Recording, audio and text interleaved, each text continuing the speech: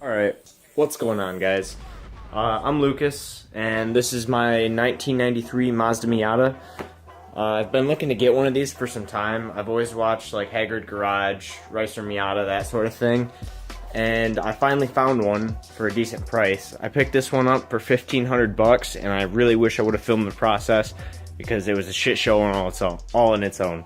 So, plans for this, I want to turbo it, I want to stance it, and first I want to put a top on it because that did not come with the car.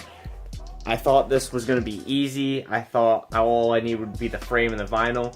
Turns out I need brackets, I need this, that. So I ordered it all off of eBay. Second most, this has an LSD already. It's the Viscous, if I'm correct, for the 93. So I don't have to worry about that. I might want to drift this eventually. I'm not too sure though. But it has been sitting for the past 6 years.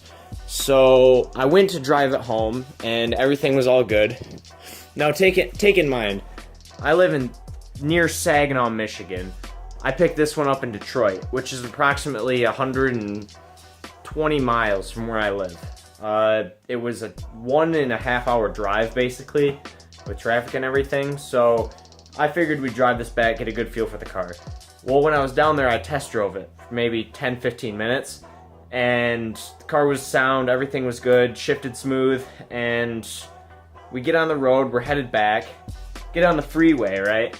Well, I'm driving, and my brother was in front of me in my Grand Prix, and I look down, and I just see the temp gauge just fly up to above hot. So, slammed on the clutch and the brake, and I was like freaking out because I didn't know what was going on, you know. I just bought this car, now it's overheating, and all of a sudden I hear a coolant just flies all the way from up here all the way up on top of the windshield. That's what some of this marking is from. I don't know if you can see that on the camera, but what actually happened, the radiator exploded and brown shit was just flying all over and up underneath it, and I thought it was oil because of how brown it was. So the first thing I actually did for the car, I purchased a Mishimoto, and I'll show that to you guys right now. So underneath the hood of the car,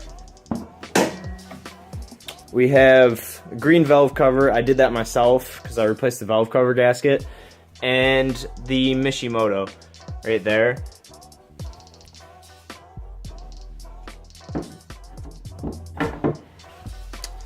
I went with the Mishimoto over for say an eBay Mishimoto, just for the fact that getting the car for $1,500 itself, I had a little room to play around with, and I didn't know the parts for the top were actually going to be as expensive as they were.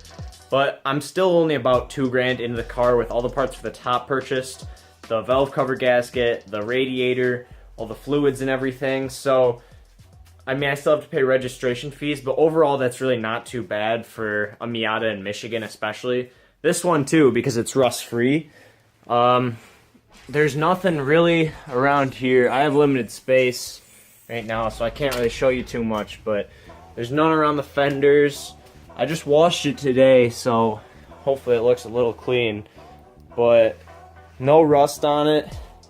86,000 miles.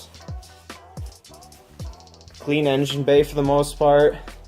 All that I can find in here was a bad valve cover gasket, so I replaced that. And yeah, so it's really not too bad. This was all undercoated by the guy before the guy I bought it from, who was the original owner, and he did kind of a shitty job at it, but it's really not too bad. Lots of dings and dents, and the one thing you might notice is when you close the hood, right there, there's a gap.